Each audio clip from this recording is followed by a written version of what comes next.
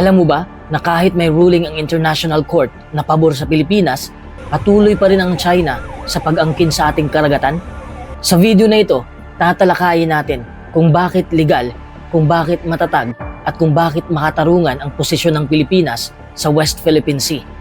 Pero bago natin talakayin yan, balikan muna natin ang 2016 arbitral ruling. Noong 2016, isang makasaysayang desisyon ang inilabas ng International Tribunal sa ilalim ng UNCLOS. Ang tribunal na ito ay tumingin sa claim ng China sa halos buong South China Sea gamit ang tinatawag ng China na 9-dash line. Isang linya ito na umaangkin ng sobrang laki ng karagatan at resources na malinaw na nasa exclusive economic zone ng Pilipinas. Sa madaling salita, pinag-aralan ng tribunal kung may legal basis ang China para sabihing pag-aari nila ang karagatang ito. At ang sagot, walang legal na basihan ang malawakang claim ng China. Para sa Pilipinas, ito ay isang monumental victory. Ang ruling na ito ay nagsabi na ang West Philippine Sea, kabilang ang Spratly Islands at Scarborough Shoal ay bahagi ng ating exclusive economic zone at may karapatan tayo sa lahat ng resources dito mula sa fisheries hanggang sa potential energy reserves tulad ng oil at gas. Kahit na umayaw ang China sa arbitration process, pinanatili ng tribunal na final and binding ang desisyon. Ibig sabihin, legally, hindi pwedeng baliwalain ng kahit sinong bansa ang ruling na ito. Ito ay nakatali sa international law at may global recognition. Sa madaling sabi, ang Pilipinas ay hindi lamang nagprotekta ng sariling teritoryo, kundi pinatibay din ang ating credibility sa international community bilang isang bansa na sumusunod sa batas at pinapahalagahan ng legal framework ng maritime rights. At habang malinaw ang legal standing natin, hindi rin natin pwedeng ipagwalang bahala ang real-world challenge. Patuloy na umuusbong ang tensyon sa karagatan. Kaya naman, sa kabila ng tagumpay sa korte, muling naglabas ng pahayag ang China na hindi nila kinikilala ang ruling.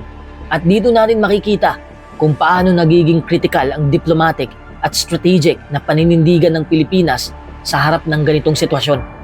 Kaya kahapon lang mga kaibigan, January 19, 2026, muling naglabas ng pahayag ang Chinese Embassy sa Manila at malinaw na hindi pa rin nila kinikilala ang 2016 arbitral ruling.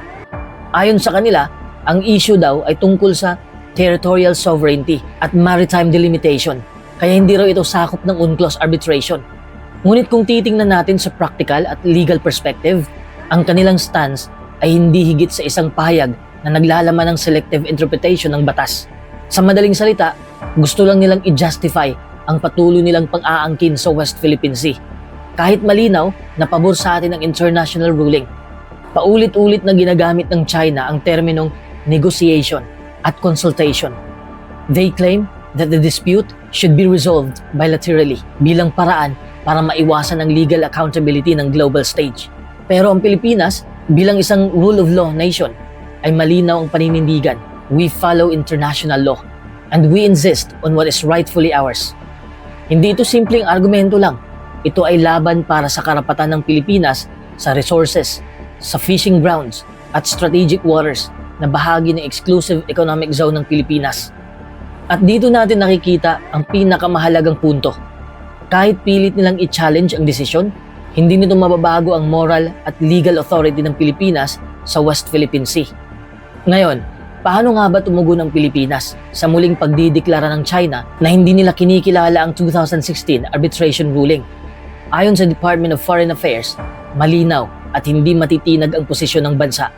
Ang desisyon ng International Tribunal ay final at binding. Ibig sabihin, kahit pa hindi sumali o sumang-ayon ang China dito sa proseso, legal at may bisa pa rin ang ruling para protektahan ang karapatan ng Pilipinas sa kanyang exclusive economic zone. In other words, the law is on our side. And it's not just a piece of paper. It's a shield for every Filipino whose livelihood and security depend on these waters. Hindi lang basta pahayag ang ginawa ng DFA. Ito ay malinaw na paninindigan na ang West Philippine Sea ay integral at strategic na bahagi ng ating bansa. This is about sovereignty, territorial integrity, and national pride, things that no international power can simply override.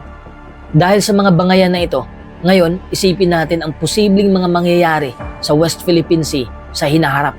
Una, may pagkakataon na sa pamamagitan ng diplomacy with strength, mapanatili ng Pilipinas ang sariling karapatan habang nakikipag-ugnayan sa ibang bansa para sa regional security. Ang ibig sabihin nito, we assert our legal rights firmly while keeping open channels for dialogue. Sa ganitong paraan, pinapakita natin that Philippines is not a pushover. May international law backing tayo. May suporta mula sa mga strategic partners tulad ng US, Japan, at ilang ASEAN countries. At malinaw na protektado ang ating karapatan sa exclusive economic zone. Ito rin ay nagpapadala ng signal sa China na hindi basta-basta pwede nilang i-ignore ang batas o ang soberanya ng Pilipinas. Ngunit may posibilidad din na hindi ito magiging madali kung ipagpapatuloy ng China ang kanilang aggressive stance at i-ignore nila ang arbitration ruling. Pwede nating maharap ang mas matinding tensyon sa karagatan. Ang mga Chinese vessels ay maaaring lumapit sa disputed areas at posibleng magkaroon ng mga standoffs. Pero kahit mangyari man to, ang Pilipinas ay may leverage. Our moral and legal high ground ay nagbibigay daan para humingi ng international support, para mag-appeal sa UN o makipagkoordinasyon sa mga allies para sa joint patrols at maritime security. Sa ganitong paraan, ang Pilipinas ay hindi lang basta defending territory.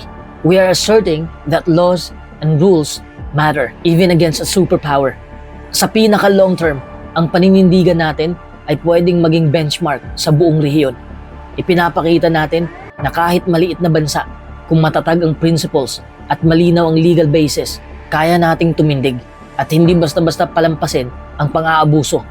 This is how a small nation can wield influence, not through sheer power, but through law, strategy, and diplomacy.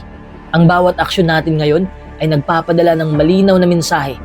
Ang Pilipinas ay matatag, may paninindigan, at hindi magpapatalo sa paglabag sa ating karapatan at soberanya. Sa madaling sabi, ang mangyayari sa West Philippine Sea ay hindi lang usapin ng tubig o resources. Ito ay laban ng tamang batas at soberanya ng Pilipinas laban sa isang malaking kapangyarihan. At sa bawat hakbang natin, pinapalakas natin ang posisyon ng bansa sa mata ng buong mundo. Ngayon, ang tanong, mananahimik ba tayo? O ipagtatanggol natin ang atin? Kung naniniwala ka na dapat ipaglaban ang karapatan ng Pilipinas sa West Philippine Sea, i-like mo ang video na ito, mag-follow ka na sa Facebook page natin, at mag-subscribe ka na rin sa YouTube channel natin para sa mas malalim at makatotohanang analysis. At i-share mo ito para mas maraming Pilipino makaunawa kung bakit mahalagang hindi tayo umatras. Dahil ang laban na ito, hindi lang laban ng gobyerno, laban ito ng buong sambayan ng Pilipino.